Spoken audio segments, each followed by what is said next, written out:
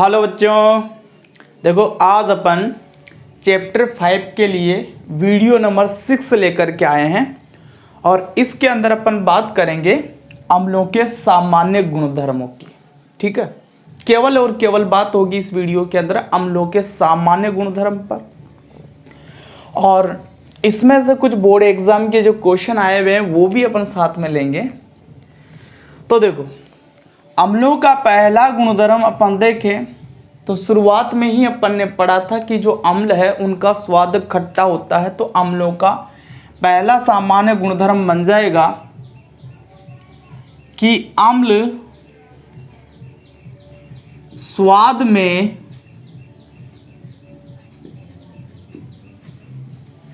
खट्टे होते हैं।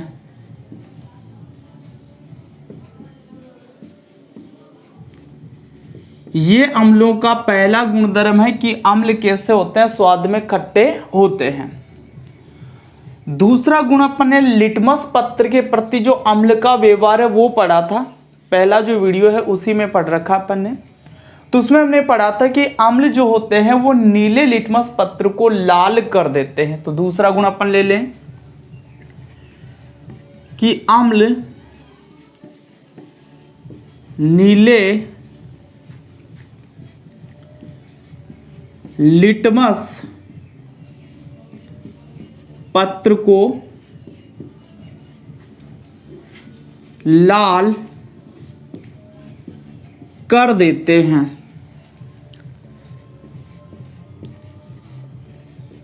तीसरा गुण देखते हैं इसका। तो देखो, चाहे अम्ल हो चाहे क्षार हो, उनका जो जलीय विलयन है वो विद्युत का सुचालक होता है। और जिन पदार्थों का जलीय विलयन विद्युत का सुचालक होता है उन पदार्थों को अपन विद्युत अपघट्य पदार्थ के रूप में काम में ले सकते हैं। तो तीसरा गुण अपन ये लिख सकते हैं कि अम्लों का जलीय विलयन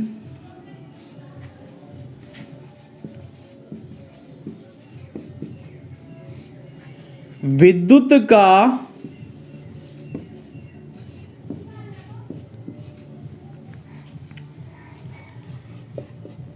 सुचालक होता है।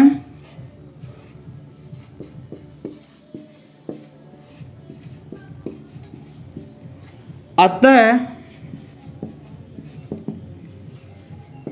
अम्लों के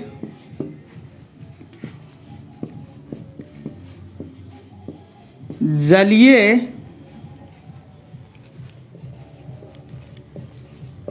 विलयन का उपयोग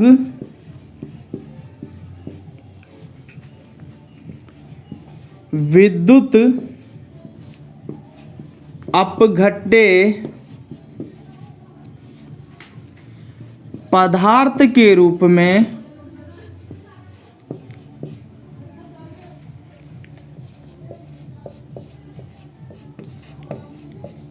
किया जा सकता है।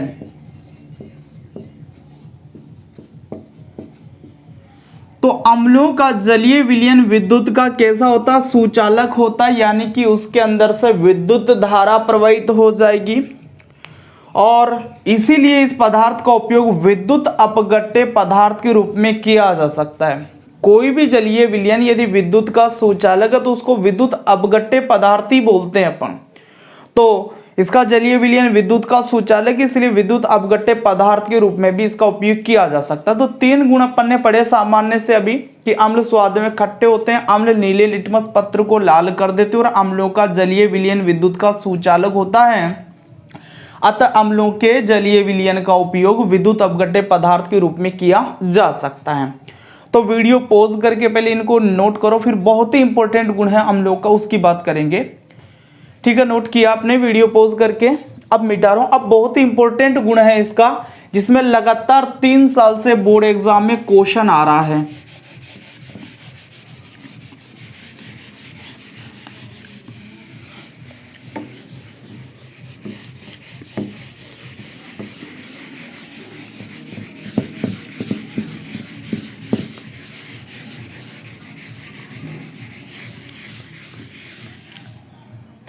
तो देखो भाई, अम्लों का चौथा गुण है और ये वेरी इंपॉर्टेंट गुण है अम्लों का।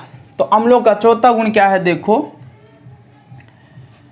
अम्ल है, ये धातुओं से अभिक्रिया करता है और धातुओं से अभिक्रिया करके ये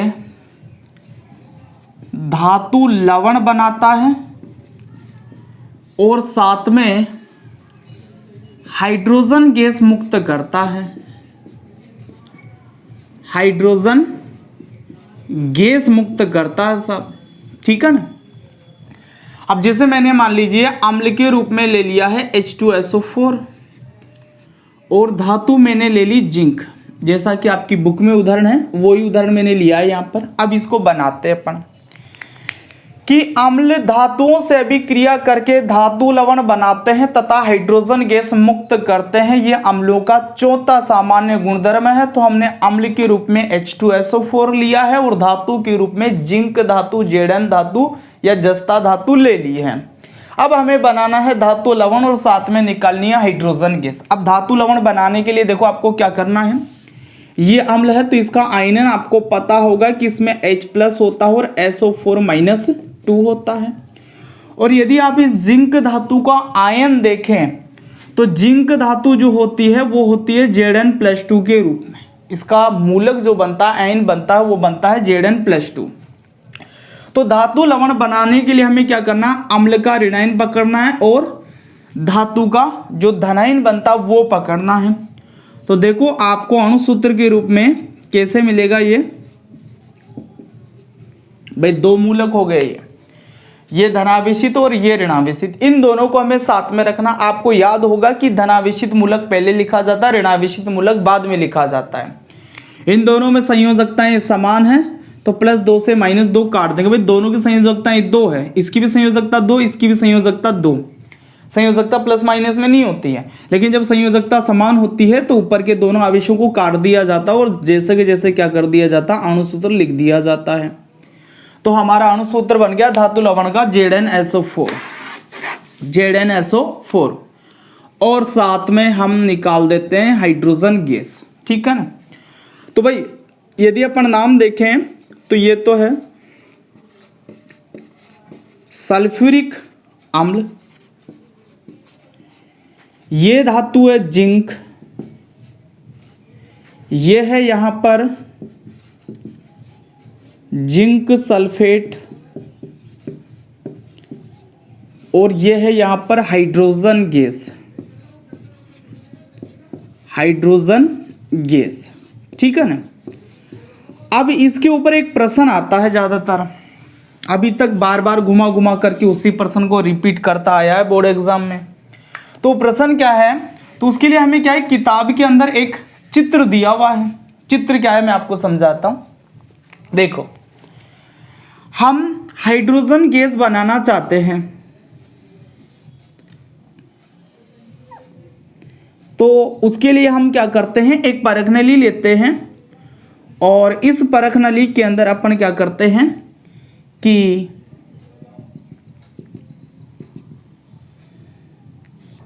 5 ml H2SO4 डाल लेते हैं, ठीक है। 5 ml तो H2SO4 के डालते हैं और कुछ मात्रा में इसके अंदर दानेदार जिंक डालते हैं या जिंक के टुकड़े डाल लेते हैं थोड़ी सी मात्रा में। तो ये मैंने डाल दिया जिंक, ठीक है। ऐसा करने के बाद में अपन क्या करते हैं, परख नली को एक स्टैंड के ऊपर कसेंगे कुछ इस तरीके से।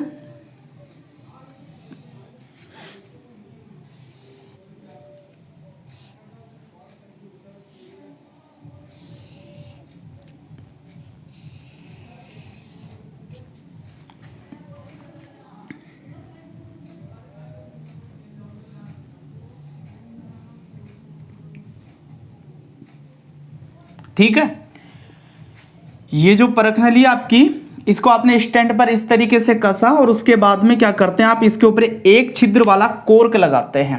कोर्क जो होता है रबर का होता है, तो इसके अंदर वो इस तरीके से फंस जाएगा आराम से और उसके अंदर एक छिद्र रहेगा, तो बीच के अंदर यहाँ पर क्या है, एक छिद्र भी है, ठीक है। तो हमने क्या किया, परख नली के अंदर जिंक के दाने डाल लिए और तनु सल्फ्यूरिक अम्ल डाल दिया 5 ml। और ये काम करने के बाद में हमने यहाँ पर एक छिद्र वाला कोर्क लगाया। अब कोर्क के अंदर अपन एक नली फंसाते हैं इस तरीके से। इस नली को अपन बोलते हैं निकास नली या प्रवाह नली।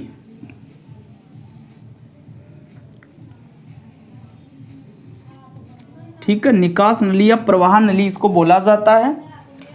अब यहां पर हम क्या करते हैं, एक द्रोणिका रखते हैं, जैसे आपकी छोटी बगुनी होती है ना, ठीक इसी तरीके से ये कांच की बनी होती है और इसके अंदर हमें भरना है साबुन का घोल।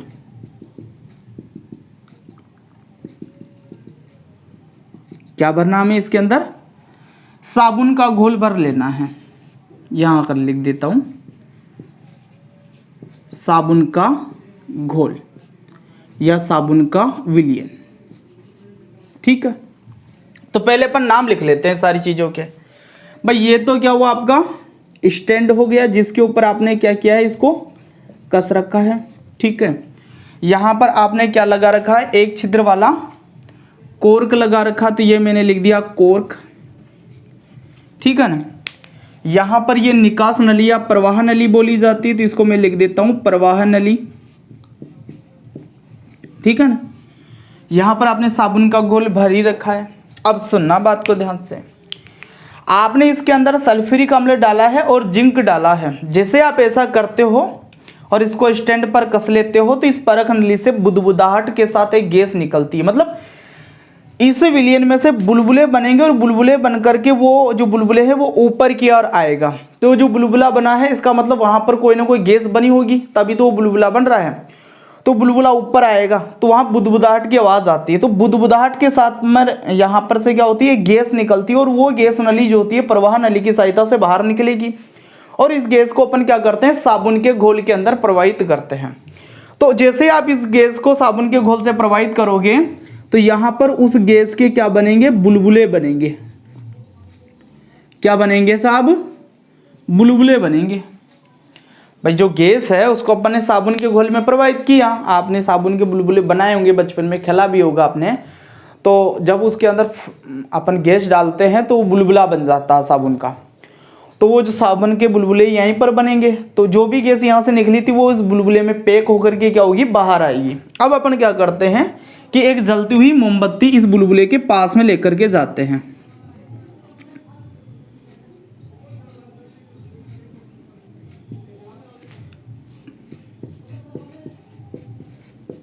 मोमबत्ती लेके जाएंगे जलती हुई और ये आपका क्या हो गया, बुलबुला हो गया, बुलबुले। ठीक है ना। अब देखो यहां पर क्या होगा कि आप जैसे ही जलती हुई मोमबत्ती बुलबुले के पास में लेके जाएंगे तो मोमबत्ती की गर्मी से बुलबुला फटेगा और फटते ही इस बुलबुले के अंदर जो गैस है वो सीधी इस ज्वाला पर जाएगी और ये जो गैस इस बुलबुले के अंदर जो पैक थी वो क्या होगी, जलेगी। तो ये जो गैस है ये फट फट की ध्वनि के साथ जलती है। कौन सी ध्वनि के साथ जलती है, फट फट की ध्वनि के साथ ये जो गैस है ये जलती है। और फट फट की ध्वनि के साथ जो गैस जलती है वो हाइड्रोजन गैस होती है। फट फट की ध्वनि के साथ जलने वाली जो गैस है वो कौन सी गैस होती है, हाइड्रोजन गैस होती है। थोड़ा सा रीजन मैं आपको देता हूं। हाइड्रोजन गैस है, जब इसको जलाया जाता है तो ये ऑक्सीजन से क्रिया करके जल का निर्माण करती है और जैसे ही ये जल आग के ऊपर पड़ता है फट की आवाज आती है। वहां पर जैसे ही ये जल बना हुआ जल आग के ऊपर गिरता है तो फट की आवाज आती है। तो इसीलिए हाइड्रोजन गैस क्या होती है, फट फट की ध्वनि के साथ जलती है। भाई आपने हाइड्रोजन गैस जलाया तो वो ऑक्सीजन से क्रिया करके जल बनाती है और जल जैसे ही ज्वाला पर गिरता है तो फट की आवाज वहां पर आती है। तो इसीलिए हाइड्रोजन गैस कौन सी ध्वनि के साथ जलती है, फट फट की ध्वनि के साथ जलती है। ठीक है ना। तो ये जो चित्र है बहुत इंपॉर्टेंट है। इसमें देखो एक प्रश्न तो ऐसे बन सकता है कि प्रयोग द्वारा सिद्ध कीजिए कि अम्ल धातुओं से भी क्रिया करके हाइड्रोजन गैस मुक्त करते हैं। तो इसके लिए अपन क्या समझाएंगे, कैसे उसको बताएंगे कि एक परख नली में 5 ml H2SO4 और कुछ जिंक के दाने डाल लेते हैं एवं निम्न चित्र के अनुसार व्यवस्थित करते हैं। तो ये चित्र बना देंगे फिर नीचे फिर अपन कहेंगे हम देखते हैं कि परख नली से बुदबुदाहट के साथ एक गैस बनती है और इस गैस को हम साबुन के घोल में प्रवाहित करते हैं और बनने वाले बुलबुले के पास में जलती हुई मोमबत्ती लेकर के जाते हैं। तो जो बुलबुले की गैस है वो फट फट की ध्वनि के साथ जलती है, अतः बुलबुले में उपस्थित गैस हाइड्रोजन गैस है। तो इस प्रकार हम कह सकते हैं कि जो सल्फ्यूरिक अम्ल है वो धातु जिंक से अभिक्रिया करके क्या कर रहा है, हाइड्रोजन गैस मुक्त कर रहा है। तो अतः अम्ल जो है वह धातुओं से अभिक्रिया करके हाइड्रोजन गैस मुक्त करते हैं। ठीक है, तो एक बात तो ये हो गई अपनी। अब इसी चित्र के ऊपर आपको हर बोर्ड एग्जाम में एक प्रश्न पूछा गया है, घुमा घुमा करके, ठीक है ना। तो मैं आपको बताता हूं क्या क्या प्रश्न पूछे गए हैं। आप चाहें तो वीडियो पॉज करके नोट कर सकते हो चित्र को, और ये जो बात बताई है इसको देखो भाई। इसी चित्र के ऊपर प्रश्न पूछा हमें 2019 के अंदर। 2019 के अंदर प्रश्न आया है धातु की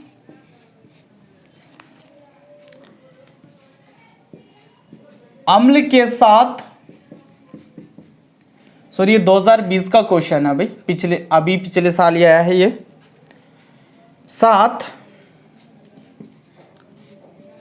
होने वाली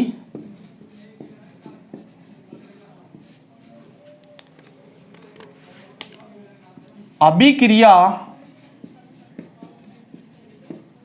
का नामांकित चित्र बनाइए।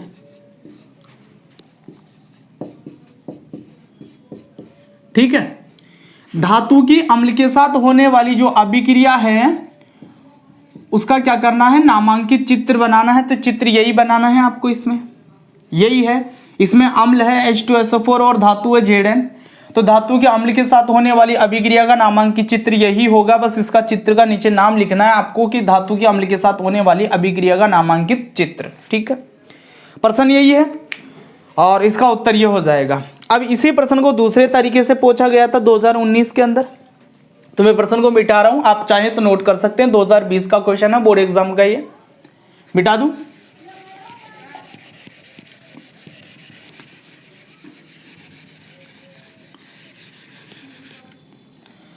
2019 के अंदर आया हुआ क्वेश्चन देख लेता हूं, एक बार चेक कर लेता हूं। हाँ, 2019 का प्रश्न है भाई। 2019 का प्रश्न ये पूछा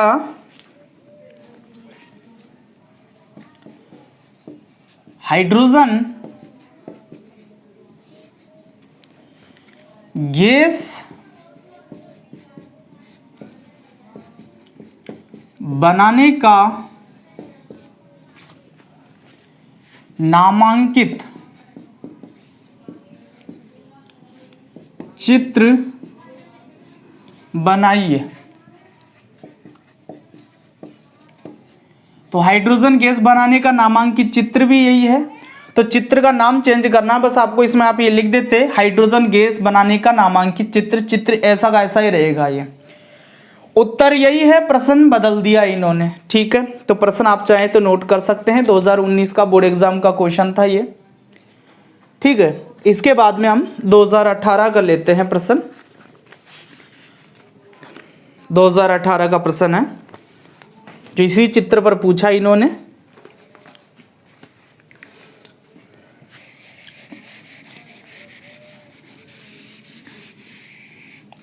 देखो क्या पूछा प्रश्न इन्होंने घुमा करके।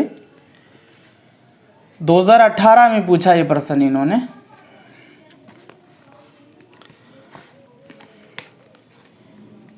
Zn धातु की तनु सल्फ्यूरिक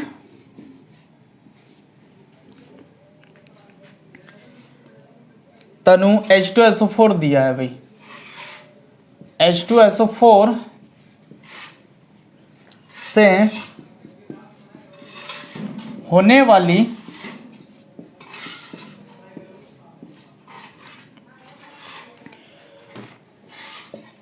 रासायनिक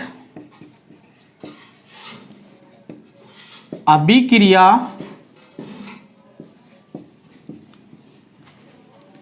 का नामांकित चित्र बनाइए।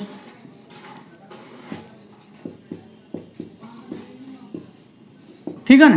देखो धातु की जेडन धातु है, यहां पर अपन ने जेडन धातु ही ली थी। तनु सल्फ्यूरिक अम्ल है या तनु एसओ4 है, तो यहाँ पर तनु H2SO4 ही लिया था हमने। से होने वाली रासायनिक अभिक्रिया का नामांकित चित्र बनाइए।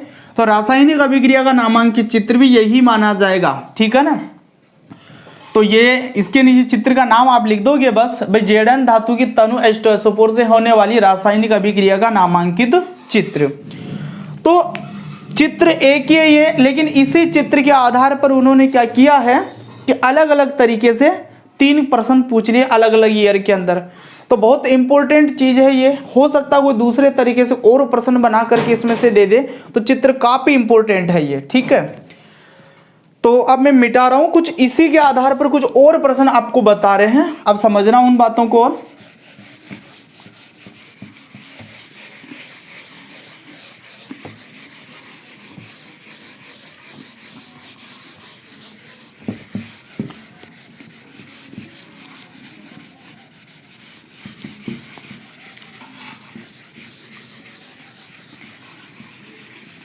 अम्ल का चौथा गुण हम पढ़ रहे थे।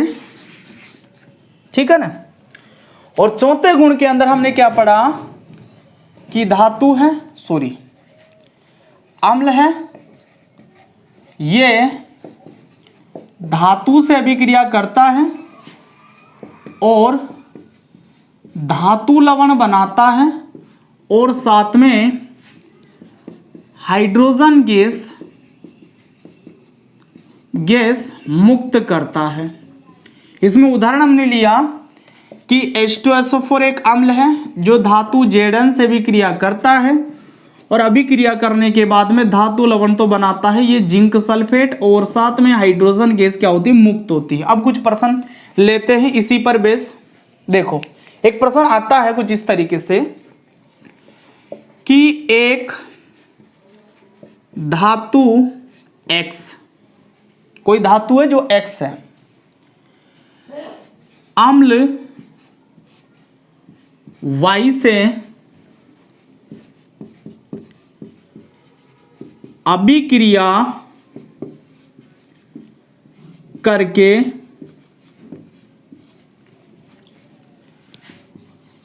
धातु का सल्फेट बनाती है, सल्फेट बनाती है तथा H2 गैस मुक्त करती है, मुक्त करती है। तो X व Y का नाम बताइए, नाम बताइए तथा रासायनिक अभिक्रिया का समीकरण लिखिए, समीकरण लिखिए। अब देखो यहां पर क्या है, ये कह रहा है कोई धातु है X जो अम्ल Y से क्रिया कर रही है। हमें X और Y का नाम नहीं बताया गया है। अभिक्रिया करके धातु का क्या करती है, सल्फेट बना लेती है, यानी कि धातु का सल्फेट बनेगा और साथ में हाइड्रोजन गैस मुक्त होती है। तो X और Y का नाम बताना है हमें। तो कैसे बताएंगे, देखो ये प्रश्न केवल इसी अभिक्रिया पर आधारित है। देखो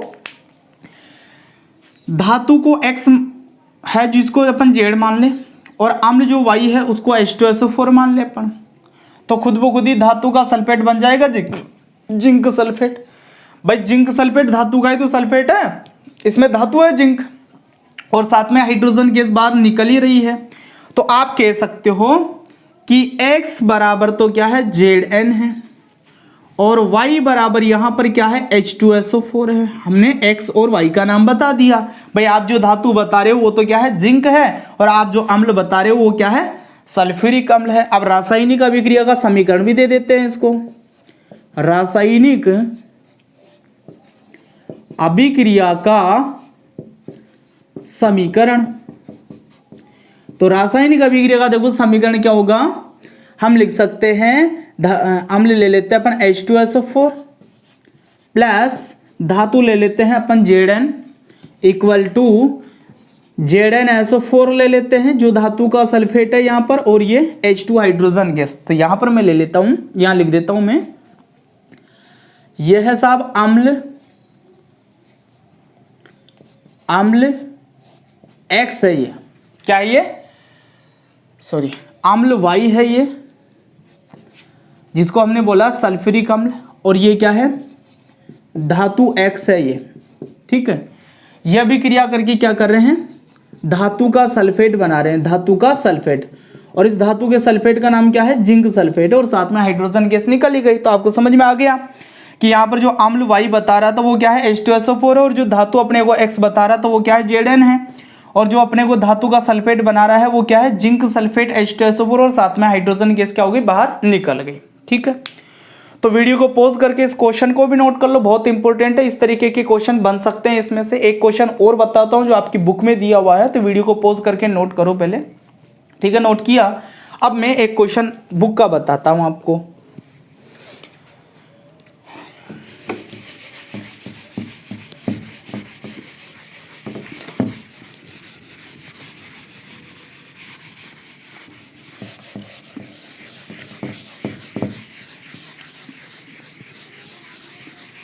देखो प्रश्न ये कह रहा है, आपकी बुक का 31वें नंबर का क्वेश्चन है ये, पेज नंबर 61 के ऊपर। तो देखो, एक यौगिक, अब यौगिक की जगह आप धातु भी मान सकते हैं, ठीक है ना, या धातु भी मान सकते हैं। ए अम्ल H2SO4 से क्रिया करता है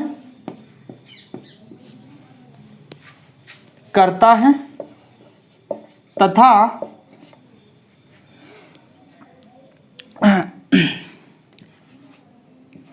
बुदबुदाहट के साथ गैस भी निकालता है, गैस भी निकालता है, ठीक है।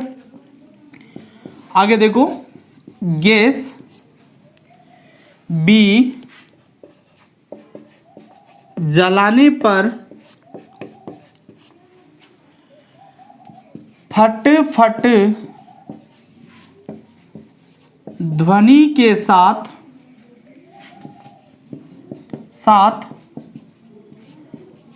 जलती है।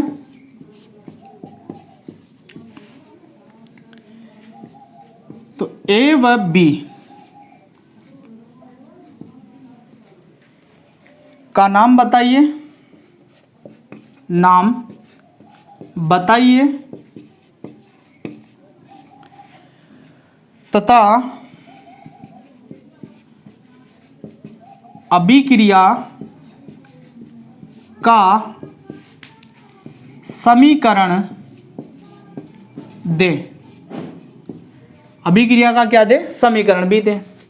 समझो बात को, क्या पूछ रहा आपसे ये, कोई यौगिक या तत्व या धातु है ए, उसका नाम पता नहीं है, उसकी जगह ए दे दिया हमने, वो अम्ल से अभिक्रिया कर रहा है। तो अम्ल का तो हमें पता भी H2SO4 है, अभिक्रिया करता है और बुदबुदाहट के साथ गैस बी निकलता है, और ये गैस जो बी है ये फट फट की ध्वनि के साथ जलती है। तो आपको पता है अब कि फट फट की ध्वनि के साथ जो गैस जलती है वो हाइड्रोजन गैस है। तो हम पहचान सकते हैं कि यहाँ पर जो गैस निकली है वो कौन सी है, हाइड्रोजन गैस है। तो ए और बी का नाम बताना है और अभिक्रिया का समीकरण देना है, ठीक है ना। तो देखो भाई उत्तर कैसे देंगे आप। सबसे पहले तो हमें बताना है ए का नाम, ठीक है ना।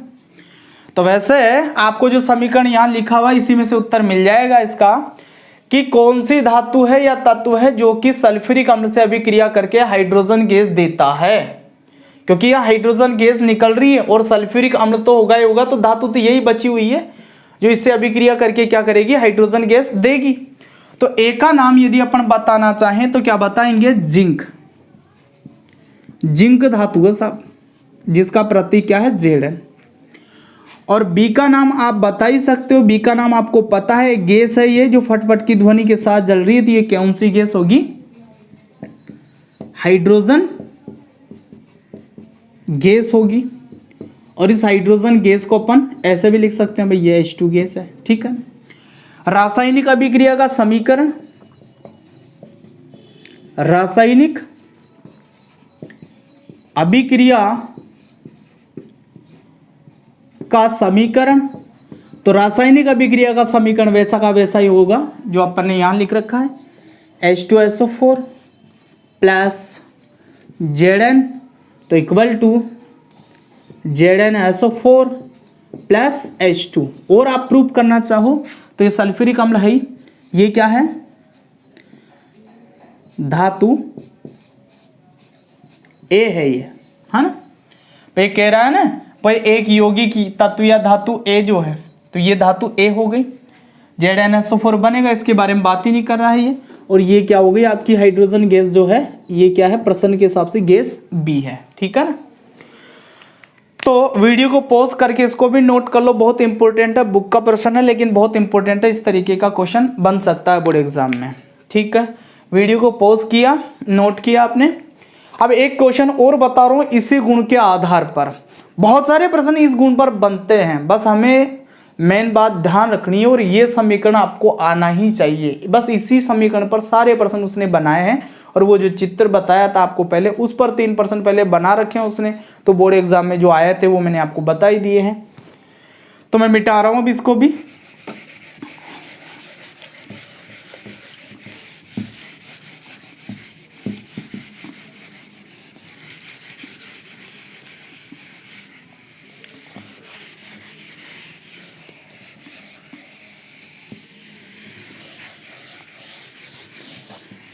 हाँ जी, अब एक प्रश्न और आपको बताता हूं। एक प्रश्न बड़ा फेमस आता है, इसका प्रश्न क्या है देखो, कि खट्टे खाद्य पदार्थों को धातु के पात्र में क्यों नहीं रखना चाहिए।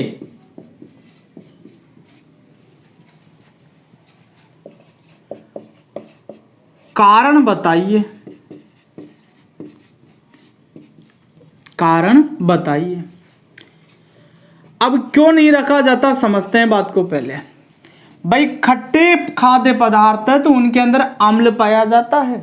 जितने भी खट्टे पदार्थ है, चाहे दही हो, चाहे नींबू का अचार हो, चाहे नींबू की शकंजी हो, और भी कोई भी चीज हो, खट्टी है नहीं है, तो उसके अंदर क्या पाया जाता है, अम्ल पाया जाता है।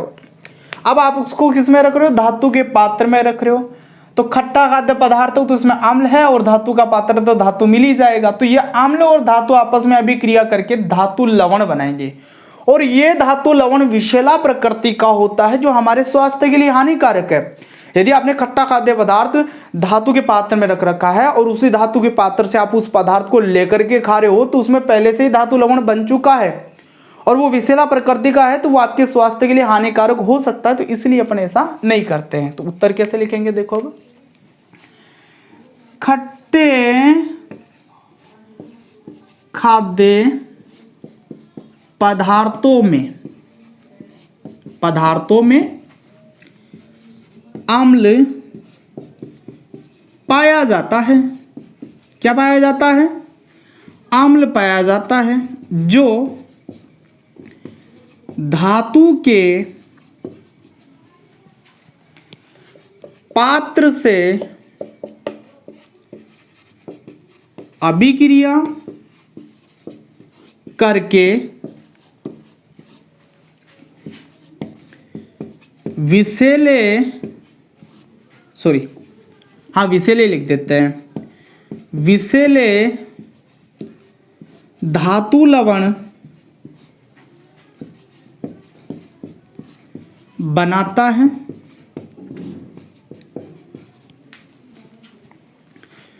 जो हमारे स्वास्थ्य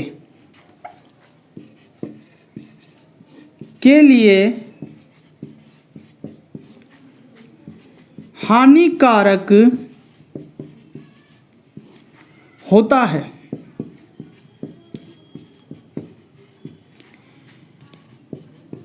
इसी कारण आगे आप लाइन जोड़ देना, खट्टे खाद्य पदार्थों को धातु के पात्र में नहीं रखना चाहिए। तो खट्टे खाद्य पदार्थों में अम्ल पाया जाता है जो धातु के पात्र से अभिक्रिया करके विषैले धातु लवण बनाता है, जो हमारे स्वास्थ्य के लिए हानिकारक होता है। और इसी कारण क्या होता है कि खट्टे खाद्य पदार्थों को धातु के पात्र में नहीं रखना चाहिए। ठीक है, तो इस तरीके से इस प्रश्न का ये उत्तर आपका बन जाएगा। चाहे तो आप वीडियो पॉज करके नोट कर लीजिए। ठीक है, नोट कीजिए। उसके बाद में अम्ल का एक गुण और है, वो बताया जाएगा आपको। ठीक है, नोट किया होगा आपने, मैं मिटा देता हूं इसको भी। तो अब अम्ल का 5वां गुण है,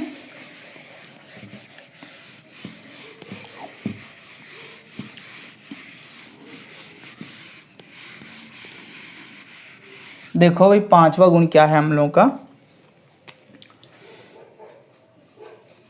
कोई अम्ल है मान लीजिए, अब ये अम्ल क्या करता है, धातु ऑक्साइड से अभिक्रिया करता है। किससे अभिक्रिया करता है? धातु ऑक्साइड से अभिक्रिया करता है, तो बनाता है ये लवण और जल। क्या बनाता? लवण और जल बनाता है। तो 5वां गुण क्या है कि अम्ल धातु ऑक्साइड से अभिक्रिया करके लवण और जल बनाता है। अम्ल धातु ऑक्साइड से अभिक्रिया करके लवण और जल बनाता है। एक उदाहरण भी अपन ले लेते हैं। जैसे मान लीजिए मैंने यहाँ पर हाइड्रोक्लोरिक अम्ल ले लिया और यहाँ पर धातु का ऑक्साइड ले लिया मैंने, कॉपर ऑक्साइड। क्या नाम है इसका? Copper oxide.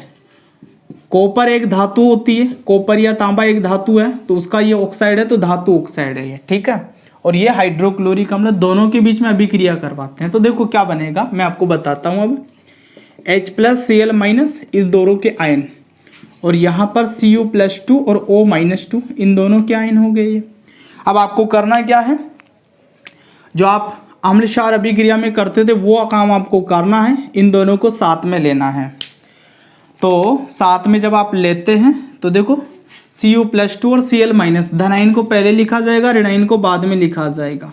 ठीक है, प्लस यहाँ पर आप क्या लिखोगे, H+ और O-2। ठीक है, इन दोनों का यदि अपन अणुसूत्र बनाएंगे तो देखो क्या बनेगा, CuCl2, और इन दोनों का अणुसूत्र आप बना करके लिखोगे तो बनेगा H2O। ठीक है ना, अणुसूत्र बनाना आपको आना चाहिए, और यदि आपको नहीं आता है तो बेसिक केमिस्ट्री का वीडियो नंबर 6 देख लेवे, आपको बनाना सिखा देगा वो कि अणुसूत्र कैसे बनाया जाता है। ठीक है ना, तो देखो हाइड्रोक्लोरिक अम्ल और यह है कॉपर ऑक्साइड, जो कि एक प्रकार का धातु ऑक्साइड है। इन दोनों के बीच में अभिक्रिया हो गई तो लवण और जल बन गया। क्या बन गया? लवण और जल। इस लवण का आप नाम लिख सकते हैं कॉपर क्लोराइड, या क्यूप्रिक क्लोराइड भी आप इसको लिख सकते हैं, और ये क्या है? जल। ठीक है ना, अब आप एक बात को समझना, यहां पर अम्ल है, लवण है और जल है, क्षार नहीं है बस। यदि क्षार होता तो यह अभिक्रिया कौन सी अभिक्रिया बन जाती? उदासीनीकरण अभिक्रिया। लेकिन ये अभिक्रिया सेम उदासीनीकरण अभिक्रिया के समान है, जिसके अंदर अम्ल और क्षार आपस में अभिक्रिया करके लवण और जल बनाते हैं।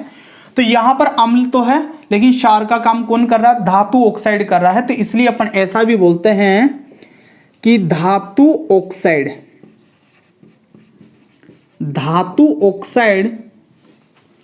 क्षारीय प्रकृति के होते हैं, क्षारीय प्रकृति के होते हैं।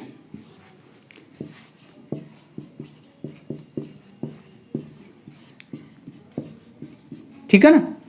क्यों कहा हमने ऐसा?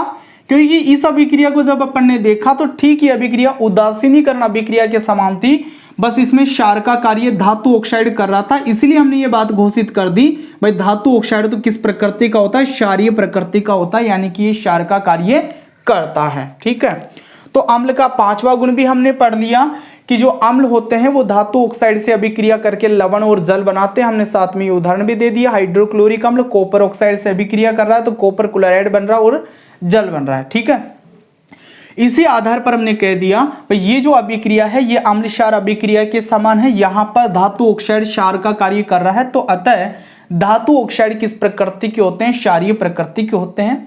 इसके अलावा अम्ल का एक गुण और पढ़ते हैं अपन, उदासीनीकरण अभिक्रिया। तो उदासीनीकरण अभिक्रिया का जो गुण है वो अम्ल और क्षार दोनों का ही गुण होता है। तो जो नेक्स्ट वीडियो अपन लेंगे जिसके अंदर क्षारों के गुणधर्म पढ़ेंगे, तो उसके साथ में उदासीनीकरण अभिक्रिया वाला जो टॉपिक है वो भी आपको करवा दिया जाएगा। तो इसको तो आप वीडियो पॉज करके नोट कर लीजिए एक बार। ठीक है, कर लिया होगा। ठीक है, तो बच्चों आज के वीडियो में इतनी ही बात, जो इंपॉर्टेंट क्वेश्चन बताए थे वो तैयार कर लेना। मिलेंगे फिर नेक्स्ट वीडियो में, तब तक के लिए ऑल द बेस्ट।